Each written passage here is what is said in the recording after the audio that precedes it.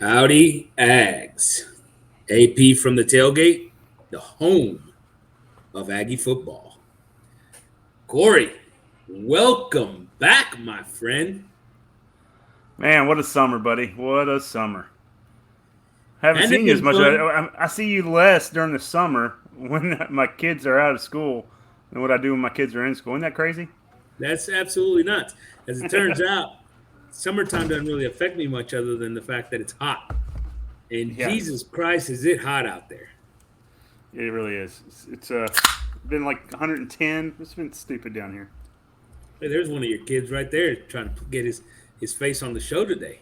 That's my Colton. Just turned 8 years old. Had a birthday Oh, party. He's getting big. He wants birthday to sit in and party. listen to us talk. So I told him to come in here and look. I said, "All right, buddy." Well, we haven't been on for a while. We took a little sabbatical here in the summer. Not a lot going on, man.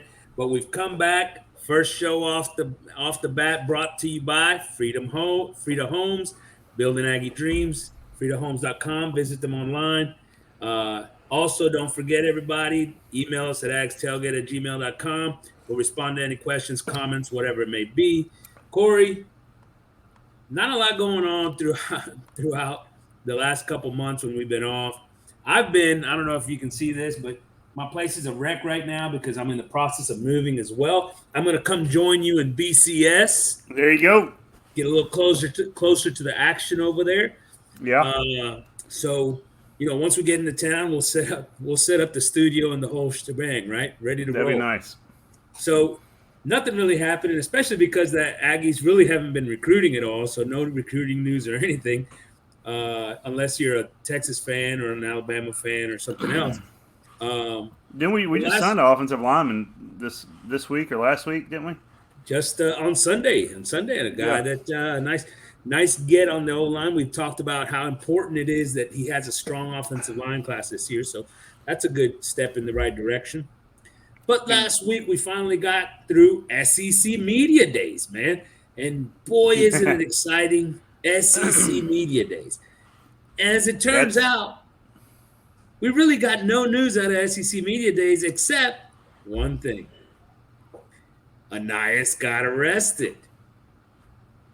And Jimbo and Saban have buried the hatchet or something. Evidently, they're going to They kissed and made up. Yeah, They kissed and made up. Now I think they're somebody buddies told them again. they had to do that. Yeah, Jimbo said he's never talking to him again, and then all of a sudden he's like, "Oh yeah, no, I respect that guy. We're great." Yeah, So I think somebody told him to say that. I love how Jimbo sticks to his guns on that. So, but what's the news on Anais? What do you think's going to happen here? Is this serious? Is this season altering news, or is this going to be? We'll be all right.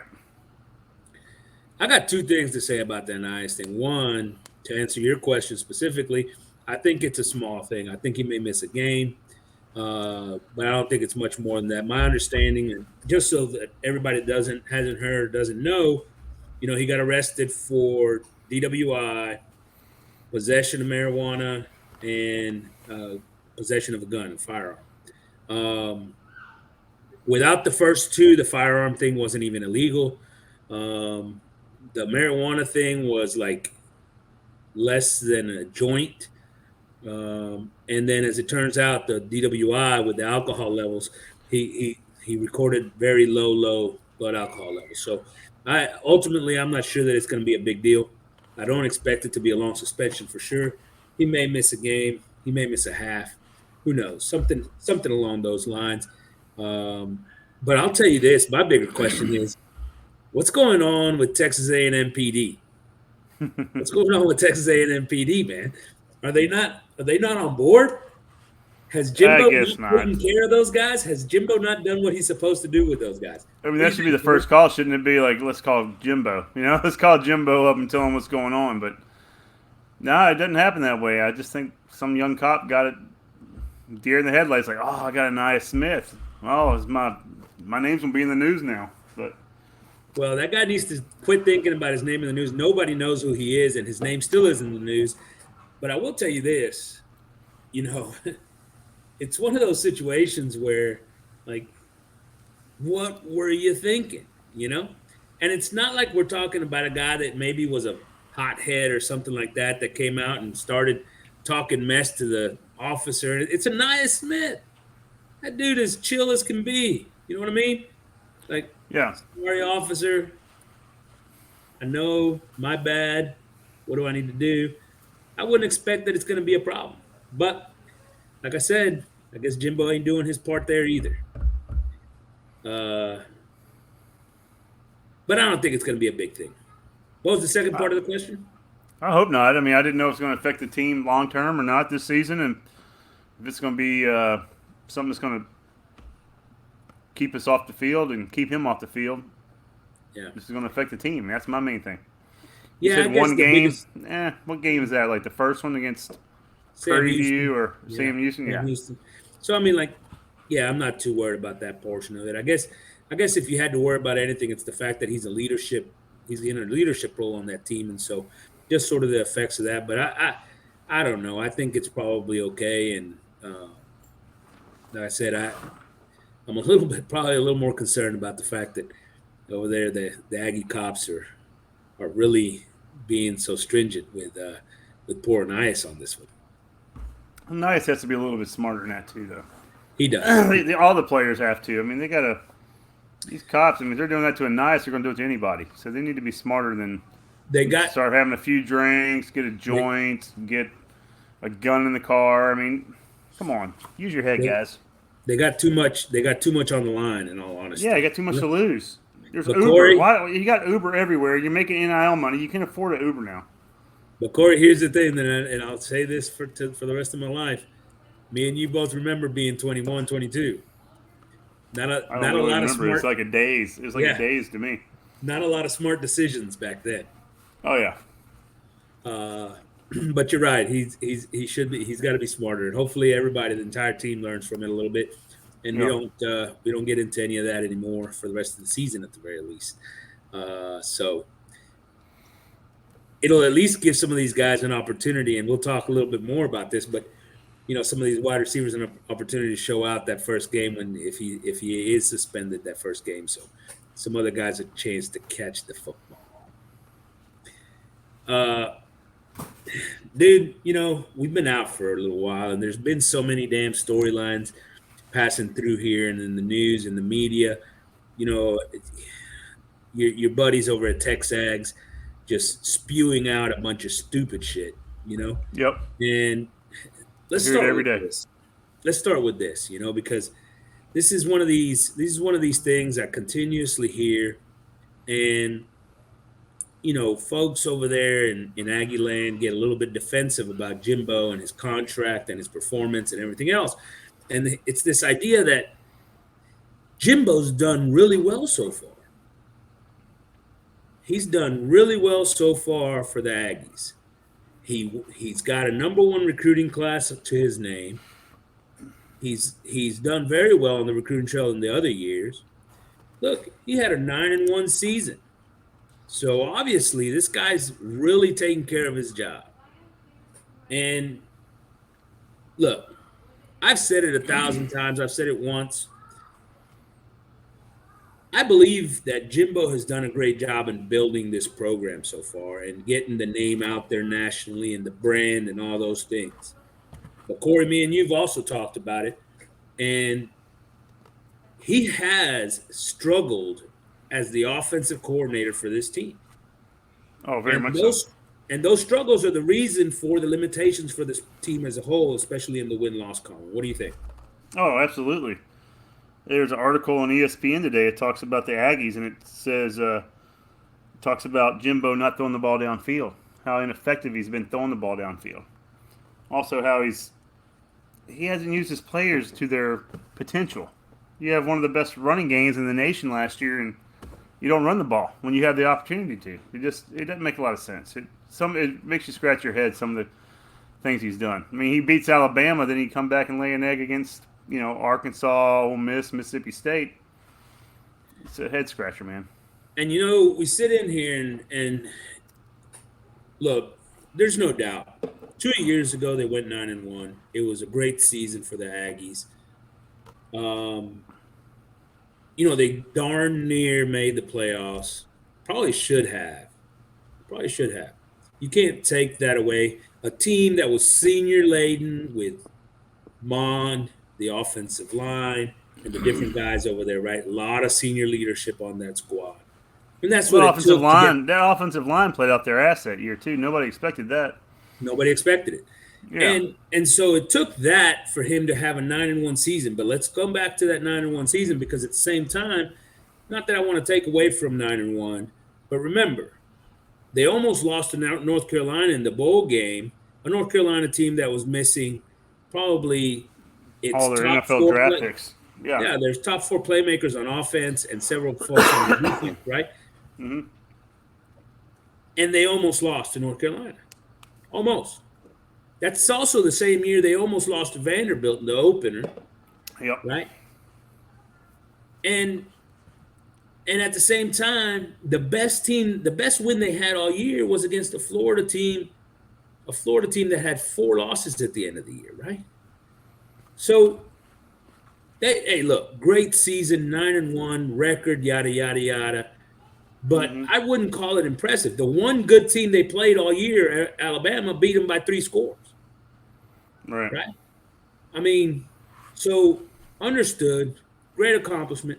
Good to get to where that point is, because it also brought some recognition to the program, right? It did sort of bring that atmosphere of, hey, these guys were on the verge of the playoffs. Probably a big reason for the number 1 recruiting class this past year. Absolutely. I agree with you. Now, the problem is that then they turn around and they come back this past year and they go 8-4.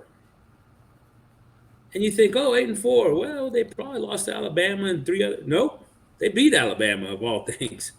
Mm-hmm. But they've got 4 losses, and you named them earlier, right? Mississippi State, Ole Miss, Arkansas, and LSU. And in these it's losses, 4 teams in the West. I mean, that's 4 West teams. Yeah, that's ridiculous. That's ridiculous. It is ridiculous. And that's my point. You know, that's not. They went 4-4 in the SEC. They went 4-4 in the SEC. They went 2-4 in the SEC West. Right? Mm-hmm. I mean, that's not a good formula for the Aggies. No, not at all. And the thing that bothers me the most about it is, okay, if they'd have lost to Arkansas, yeah, that's fine. You know, but here's the thing.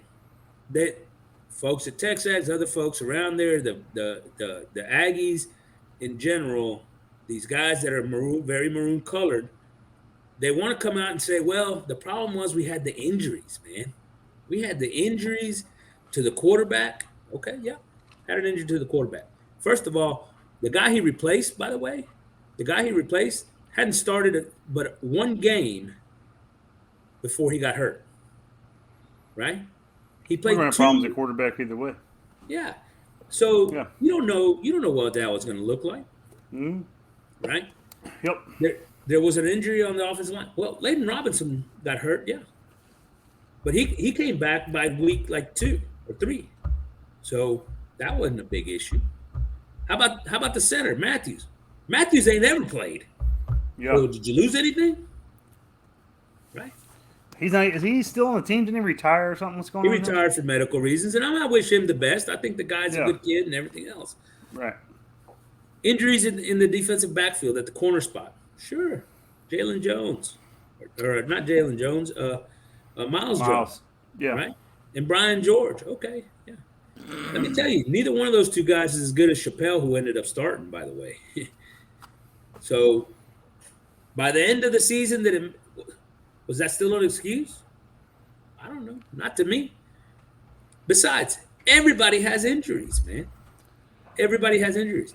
They want to talk about the backup quarterback. LSU beat us with a backup quarterback. He's now our backup quarterback. He may be our starting quarterback. Yeah, I think he might be the starting quarterback from what I'm hearing. But it was their backup quarterback at the beginning of the year. Look at the 12th man showing out. Yeah, he just brought that in here. He just brought his little 12th man hat. There you go. Aggie hat. His Aggie hat, right. he said. Number 12. There you go. Yes, 12th sir. man. All right. So here's the thing, right? Uh-huh. So here's the thing. They didn't make, it didn't matter to them. Hell, LSU was missing half their team. They weren't even out there. They quit on the coach. They still That beat. game, we should have beat their ass. It makes no sense. Mm-mm. You go listen to Texas, they say, well, if our quarterback hadn't been hurt, we'd have beat Arkansas. We ended up making that Arkansas game close. In the first half, they were whooping our ass. The only reason we made it close is because their quarterback went down in the middle of the game. He got injured, remember? Oh, we couldn't cover Burks to save our life. Burks All of a didn't sudden, beat us. KJ Jefferson couldn't run. Yeah. Okay, that makes a big difference. Yeah. And so I guess all these things that that just get on my nerves is like this constant excuse making. Like, we didn't do great last year. Yeah. It's true. We didn't. There's no need to come up with these excuses for all that. Jimbo sits over here and he wants to cry about the injuries. He wants to cry about not getting into the playoffs the year before. He wants to cry about all these other things, right? Oh, it's not whatever. But Jimbo, call a better game, buddy.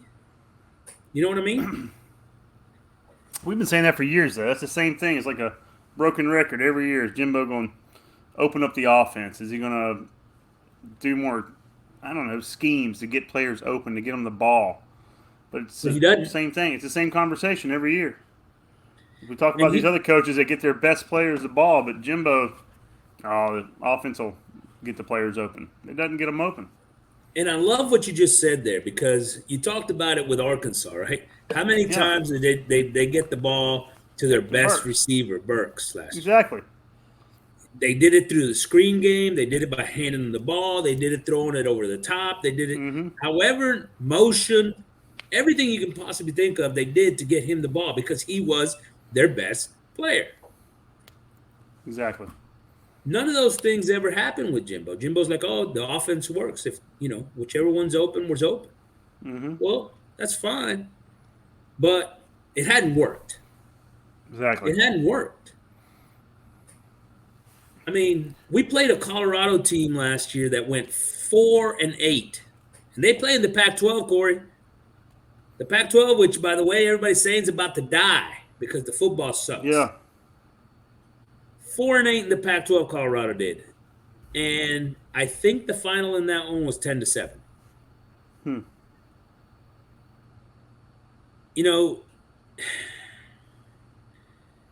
Oh, yeah, that's the game Haynes King got hurt in. Calzada came in. Yeah, we looked awful, though. We did. We looked awful. Colorado was an awful team all season. No, but I love what you just said there, right? Because Haynes King did get hurt. That is the game that Calzada came in. Yeah. And yet somehow we throw the ball 40 times in a game that was never more than a 4-point lead for Colorado. And we throw the ball 40 times. 40 times within 5 or 10 yards. It wasn't even 40 times downfield. It was 40 times little outshots. Nothing. And that's not counting, by the way, the called passes that Calzada ended up scrambling for. In that same game, A-Chain, Spiller, neither one had 10 carries. Neither one of them had 10 carries. Right here it says in the Aggie report today, Fisher told reporters this season that A&M was emphasizing downfield passing and spring ball. It has been defined weakness of the Fisher offense for years. Yards per completion over his 4 years in College Station, 12.1, 72nd FBS. That's a great point, right? I mean, that's a great point. And the worst part about it is it's not like he's not throwing the ball. He is throwing the foot, calling a ton of pass plays. He's calling a ton of pass plays all within 10 yards of the line of scrimmage. Yeah, that's what I'm saying. I mean, it's not getting the ball downfield. We had the athletes. We had the superior athletes against a lot of these teams to get the ball downfield, even against teams that are even with us. I mean, we have Anais Smith. We have, you name them. And that's the other thing, right? I mean, against the 4 teams we lost, nobody can argue that they've out-recruited us in the last 4 years, right? Right. Because there's, the guys that want to make excuses still say, well, he's still building this team. Building it. He's been there as long as Pittman. He's been there longer than Pittman, right? He's been there Right. longer than the Pirate. He's been there longer than Kiffin. So Yep. what are they building? Aren't they still building? His recruiting classes have been better than all of theirs. What year is this? Is this 5 we're coming up to or 4? This is 5. This is gonna be 5. So, I mean, we should have last year should have been our make or break year for him. I mean, it's his players now, right? Everybody's his players. It's nothing. Shouldn't even be any leftovers. And that goes, look, and that's my problem though. In spite of the fact that the guy is this like slow it down, run the football kind of mentality, that's what he's done here. He doesn't actually live by that. Because, like, for example, the Mississippi State game last year, where they had 3 down linemen all day long, right? And even in that game, where it was close and back and forth the entire day, He didn't run the ball. he didn't run the football. Well, you don't have that good of running backs. You only have Chain and Spiller. I mean, your running game's not that good. Exactly. And there's no downfield throwing, which means the secondaries are up in there, the safeties are up in there, the linebackers are sticking around downhill. They're not right? worried about the deep ball at all. Not at all. You gotta keep them Until he honest, gets right? to a point where he's comfortable doing that, where he implements some double moves, where he implements a little bit of motion to get guys open, some things of that nature. This offense is going to continue to be at the bottom, closer to the bottom of the SEC than to the top. And I don't know. He's listening. He's listening at least a little bit because he knows he's got to throw the ball down the field. He knows. Well, who's our deep threat? Well, this year you've got a number of them. I mean, Yeah. because I hate this concept of who's the deep threat. Are you telling me that these 4-star receivers that we've been recruiting here for the last whoever knows how many years I can't just haven't run seen deep? it with it. All our deep threats, it seemed like, are gone. Chapman's gone. What's his name? Does Jalen Preston is he not able to run 30 yards? Oh, I haven't seen him do it. It's the only question. I mean, that's the thing. I haven't. Where's it at on film? I haven't seen Is Preston. Anais Smith not able to? And I've seen him do it. I don't think Anais can. I think Anais can only run like a 7-yard slant or something, or a 7-yard out, because that's all he has him run. Well, I mean, that's the thing. He didn't have these guys going downfield. I know Chapman can do it because he did it against Florida. I know. he's what's gone. the guy's name? Who? He's What's gone. the other guy's name that got kicked off the team? Demond. Yeah, Demas. He went downfield, but I guess but no, they have Thomas. Who is it? Thomas, that new kid. Thomas, but Stewart, right? Yeah, Stewart. Stewart's going to be starting. That guy's a Yeah. monster. He's explosive. He's fast. He can get over the top. But you know what? It doesn't matter, though, because if you go watch other teams, it doesn't matter. Their best player goes down the field no matter what. Mm-hmm. Sometimes it's not a jump ball situation, right? It could be he just outruns the guy or just makes a Right. move and gets open, right? And goes Yeah. down the field, right? I mean, the point is you can scheme it up, you can get them down the field, you can force them to cover it, And it doesn't matter who you do it with. Hell, it could be Chase Lane for all I care. Right. But I don't think Chase Lane can beat anybody downfield. But yeah, I see what you're saying. Price. But I mean, who's gonna get Muhammad. him the ball? Well, everybody keeps talking about Calzada's big arm. Calzada's big arm, man. He's got a huge arm. They keep saying that. Hey, they're saying he might be the starting quarterback at Auburn this year. I'm pretty sure he's going to be the starting quarterback. God. Oh my gosh, man. He'll probably be better than our starter. Oh, it better not be. Better not be. So just to wrap this conversation up, Yeah, no, we're getting off topic. I'm sorry. I'm sort of, as you can tell, I'm sort of being a little bit hard on Jimbo, and I am because, look, Jimbo deserves, he's getting well compensated for his efforts. Yeah, he can take it. He's got a big boy. And he's a big boy, yeah. Yeah. He can figure it out. But he's sitting over here spending his time crying about what Nick Saban says. Nick Saban, by the way, super smart. Super smart. You know why? Because he puts the light on A&M over there.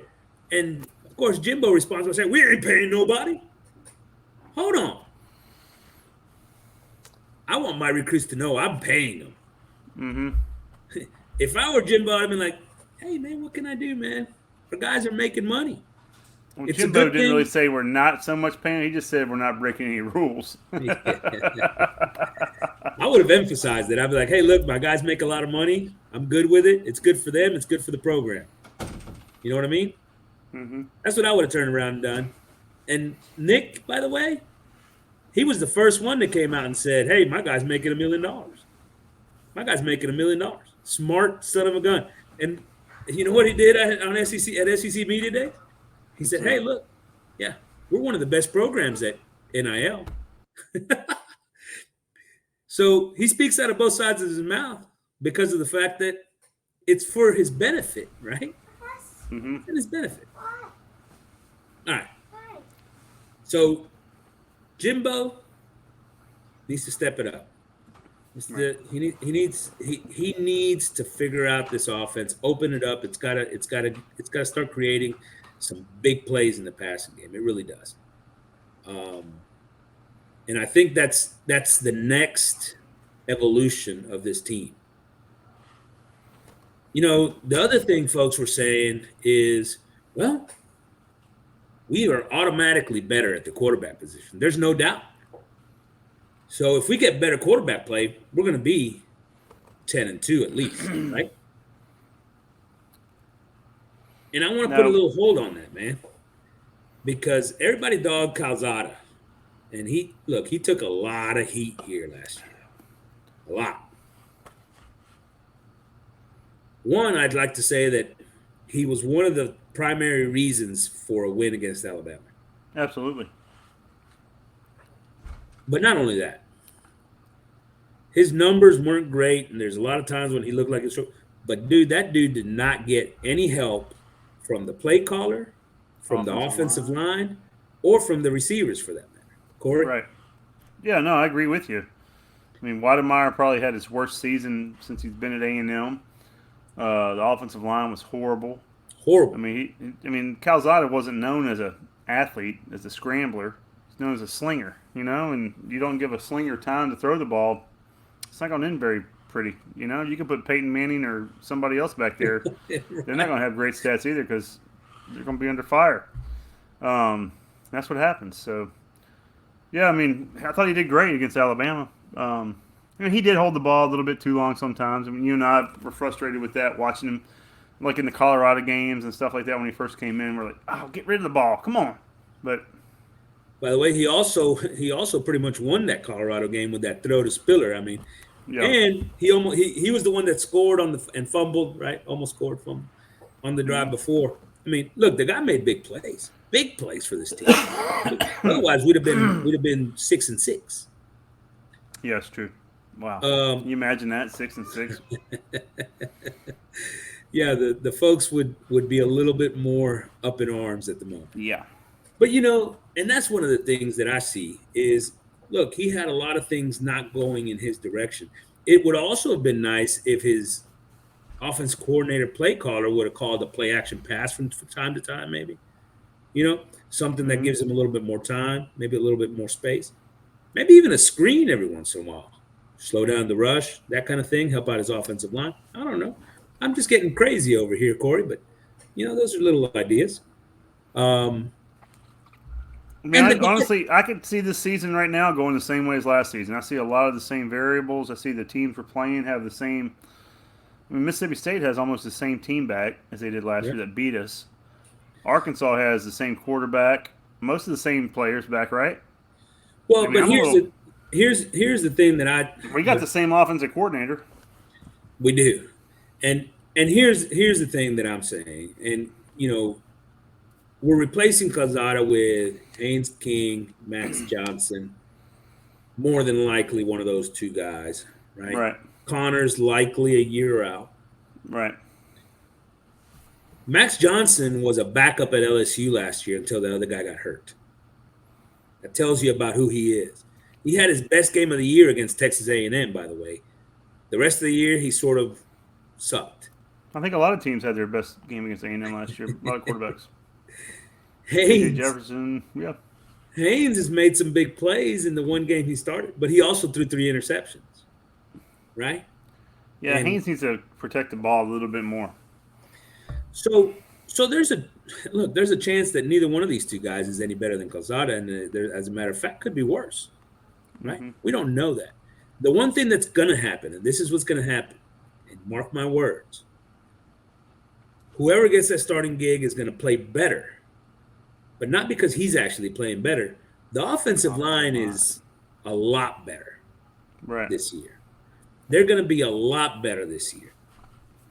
The I agree. receivers are going to be better. You know, Yeah, I think you're going to have addition by subtraction. I mean, I think Wademeyer was holding us back. I mean, he was on the field because of name. He didn't block that well. He wasn't known for his blocking. He was supposed to be a receiving tight end, and he couldn't catch last year.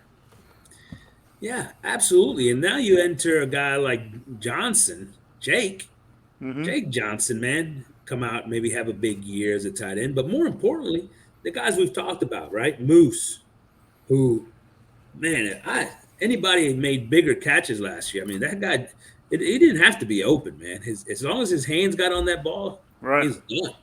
Yeah. You know, That's how his daddy was. that's how his daddy was. Mm-hmm. You know, I've heard excellent things about Devin Price and the progress he's made. But, you know, a guy that you love, Jalen Preston. Oh, dude. I think Jalen Preston can have a big year. You know what I Yeah. mean? And then The we last game, LSU was big. And we've talked about Stewart, the freshman. He Yeah. looks through the roof, right? Phenomenal. So, Yeah, nice. and we haven't even mentioned Nice, who's the Yeah. leader. A-Chain, you know. I don't know if Anais doesn't play a lot more in the backfield this year, by the way. That's what I was thinking too, man. I think Anais might have to with all that receiving depth we have. I think he might have to get his amount of touches that he needs. Oh, and if we had a creative offensive coordinator, man, the different things you could do with Anais and A-Chain both in the backfield and doing Be crazy fun. shit. It'd be fun. Boy, that would be a lot of fun. But instead, we know what we'll get from that. No, yeah. But I think the point that I'm trying to make is that quarterback's going to look a lot better because his surrounding cast is going to be a lot better. Oh yeah, I agree. I totally agree with you. You know, and then the last piece, and this is sort of a story that was sort of circulating a little bit, but like this idea that DJ Durkin is better than Elko. He's going to be better than Elko. Say what? Yeah. Why? Because he has better players? Oh, because Durkin, he's never had this level of talent before in his career. Hold up. You know, I love how these statements just come out. He's never had this level of talent. He coached at Florida in the midst of like the Florida prime, right? Yeah. He coached at Michigan. So let's not sit here and talk about, oh, he's never had this level of talent. Listen, I'm not disagreeing that there's a lot of talent on this Aggie defense. There is for sure. Up front, it's all very young, number one. But he's had talent before, and his defenses haven't always been stellar, right? And let's be clear, his defenses at his last stop at Ole Miss were not good at all, much less stellar, right? It makes it you wonder why he's here. I know why he's here because against us, they look great. Boy, they were the greatest thing since, like, you know, how good were they? We were the only offense that they were good against, by the way. So if DJ Durkin is smart, he's going to take this defense, he's going to simplify the hell out of it and just let those guys go because they're young and he doesn't want them making mistakes and opening up big gashes, right? Simplify and let them go play. Mm-hmm. And maybe they've got a chance to look better than they even did last year because of that. And of course the level of experience and talent on the back end, which is better than we've had in a long time, right? That'll make up for a lot of mistakes in the front seven. Yeah. But yeah, I agree with you. I think the defense is going to be, I don't know about Durkin, as long as he gets out of his own way and doesn't overthink it and just tells these guys to be who they are. Just go out there and, you know, beat that guy one-on-one. Now, it's hard for a freshman, man. That's hard for There's a freshmen. lot of growing up between your freshman and sophomore year. I mean, getting in the weight room, and And it's that's gonna why be we're a hearing so many good things about a guy like Fidel Diggs. And people are talking Fidel Diggs up. I have not been the biggest pro Fidel Diggs guy. I think he's a good player. I just don't see the explosiveness off the edge like we had last year in Tyree Johnson, even in Clemens, right? mm-hmm. So along those lines, let's take a look at 2022. You look at the schedule, Corey. You look at that schedule. I mean, how many no questions asked wins are on that schedule? Name it real quick. Who you got? First game, Sam Houston, Sam win. Houston. All right, there's one. Second game, Appalachian State. win. There's two. Somewhere in the middle of that schedule, we got UMass. I'm going to take that as three. Yeah. In the SEC, by the way, our other non-conference game is Miami. I'm not going to call that a no questions asked. I'm not either. They got one of the top-ranked quarterbacks in the nation, supposedly going into the draft next year. Yeah, first Makes you round nervous type anytime. quarterback. Yeah. New coach, right? New coach. Everybody's excited about those guys. Boy, all those Mhm. things.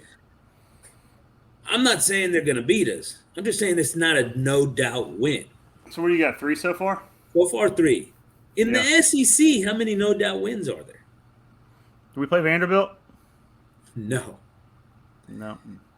But I'll tell you the one no doubt win in the SEC that I think is there is still South Carolina. Not because I don't think that they're better this year. I actually do think they're better. I think he's done a great job coaching over there, and they've obviously brought in a new quarterback and all those things. But I don't think that their front stands up to our front. No, they don't have the depth that we have, but they are going to be a lot better. It could be pretty scary, nerve-wracking. I'll take that as a win.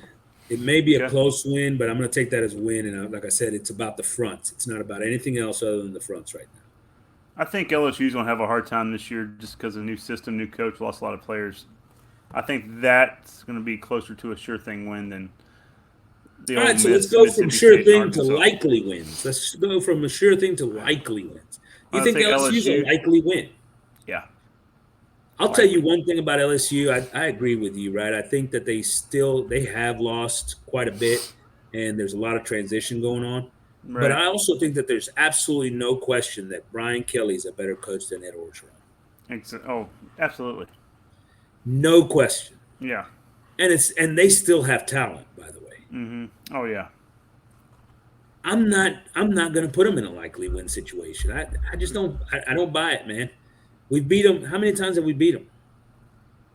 Is it twice Something like that. It's not many. in the last few years? Yeah, but they had great coaches back then.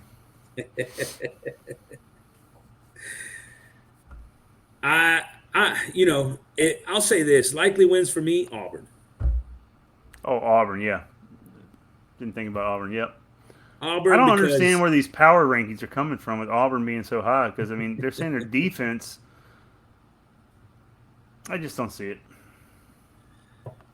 They lost their quarterback. I mean, who's their starting quarterback in Auburn?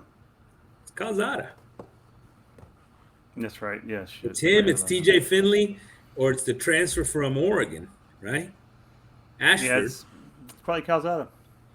I think it's Calzada, and I wouldn't be surprised to see Ashford play in a sort of, two quarterback system situation because he's an athlete. He's a phenomenal athlete.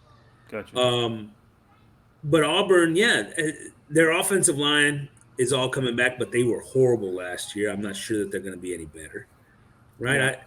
I just see a lot. They don't have really the receiving weapons or their tailback Bigsby's pretty good, by the way. That coach is getting fired after this year anyway. He's gone. I think so. Yeah. And then you look at most of the rest. Okay, let's likely losses. There's not a lot of those either, by the way. Likely losses, maybe Bama. I'll throw Bama in there, Yep. I can see especially at their place with some revenge factor and all those things. that. Yeah. Is it a for sure loss? No. No. That's a likely loss. And then everybody sort of fits in there in the toss-up range, right? Whether it's Arkansas, Mississippi State, Ole Miss, Florida, LSU, Miami. All Right. those guys seem to be in that mix of, depends who shows up that day. Yeah, I'm curious to see the spreads on those games. Uh, To be pretty we've got a tough. stretch. There's a stretch. Miami in week 3, Arkansas, Mississippi State, Bama. That's pretty nasty. Yep. And I can't remember who's right after Bama, but I think it's South Carolina. But I think that 4-game stretch right there is pretty darn nasty. We'll be And fine. if you come out of that 2-2, it's probably not bad. Was there not an off week between those? Because we got a lot of young players, man. They're going to get beat up. They're going to get beat up for playing in the SEC, and that's exactly the difference between playing in the SEC and everywhere else, right? I mean, the Big Ten, I guess, but even the Big Ten is more top heavy than anything else, right? Right. So I don't know. I could see all that, I guess, to say. I mean, this team could go anywhere from 6-6 to 11-1, right? I mean, and in I reality, think 11-1. I think 11-1 is really pushing it. I mean, even if 11-1 we 's beat probably pushing it, Alabama, yeah. look at last year we beat Alabama. We still lost 4 games. I mean, If I had to pick our second loss, it would be Arkansas. It'd be Arkansas right now. That would be really my not Mississippi State. I don't know. Mississippi State kind of makes me nervous too. Mississippi State makes me nervous because those guys. Oh, the pirate knows how to scheme. Yeah. So yeah, I mean that's also another option. So I don't know. I think if you ask me, the biggest questions for this team are the play callers, offense and defense. Right? Does DJ Durkin simplify to get this defense rolling early? Does Jimbo start using the entire field, using some of this, some motion, some misdirection, some different things to get people open and playing? What does he do? And then I think the one other question for me is who's going to be putting pressure on defense? Who's going to get the pressure on defense? Which one of the defensive linemen is going to step up and be an edge rusher, those kinds of things, right? Is it Diggs? Is it Adelier? Can they do it from the interior with McKinley Jackson or Shamar Turner or, one of the freshmen stepping in, Nye White? Who's it going to be, right? Now I hear what you're saying, but I think there's just too much talent on this Aggie team to lose to too many of these schools. I mean, I'm talking like we have as much talent, if not more, like you said earlier. Jimbo's been recruiting pretty well for the last 4 or 5 years. We have depth, we have talent, we got more NFL talent on this team than just about any team you just named except for Alabama. Yeah. I mean, who else has more NFL talent than we do besides Alabama right now in Georgia? I'm not sure we don't have as much NFL talent as Alabama. That's what I'm saying. The next 4 years of this roster, if you look at this roster right now and say so many players are getting drafted, Alabama's going to be the same way. But after that, But let me ask you this. So offensively, this team, A&M under Jimbo Fisher, has ranked outside of the top 30 every year except for his first year. that sucks. Outside of the top 30 except for his first year. Before that, every offense he's coached has been outside the top 30 going all the way back to 2013. That was the one national championship year with those guys since 2013 Is that Jameis Winston and all them? with Jameis Winston and those guys. And the entire offense went to the NFL. That was his only offense since 2013 and his first year here inside of the top 30. Think about Maybe he that. just needs to get he needs to get an offensive coordinator, somebody he can hold accountable for the offense besides himself, because he can't look in the mirror and blame himself. In that same time period, he's had one receiver go over 1,000 yards. Rashard Green on that national championship team. I don't even know who that is anymore. Yeah. So, the problem to me is the fact that he's supposedly the guru, offensive guru, quarterback guru. quarterback whisperer, whatever. And his performances with the quarterbacks and the offense. I love how I say offensive. I don't know what that means. Offense. Anyway. I don't know. You keep doing it, though. Yeah. Have been horrible, right? Outside of the top 30 nationally, man. Yeah, it's embarrassing. A lot of times outside of the top 50, by the way. So there's my question with 2022. There's my question. Their offensive line is going to be better. They got better talent at wide receiver. They got running backs that can play. Will he let them play? So you're saying it all comes down to play calling? Jim, It's like we have the talent. He's not going to let them play. that's the question. I agree. Will he let them play? Yeah, I got you. Same on defense, by the way. I think there's try- talent on the field. The spring game, we witnessed in the spring game, he did try to go downfield a little bit more. He did. Conditions weren't ideal.